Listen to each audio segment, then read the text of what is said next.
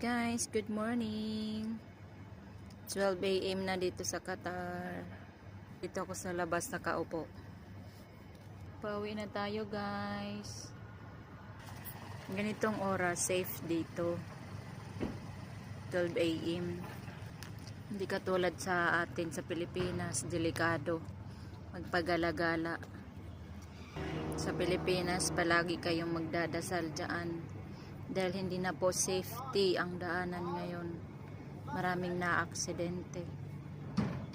Kung sino pang mga inosente, yung pa yung mga nadidisgrasya. Malay natin.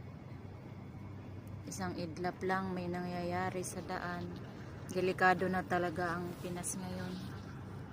Mag-iingat po kayo guys. Huwag kayong basta-basta magtitiwala. Kahit kanino.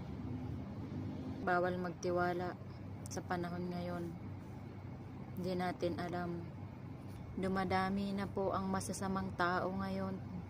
Halos lahat na lang ng tao no, may hawak na baril. Ay, Diyos ko Lord. Akala ko drug addict lang ang nakakagawa ng mga kasalanan. Pero guys, mag-ingat po kayo. Palagi kayong magdadasal araw-araw.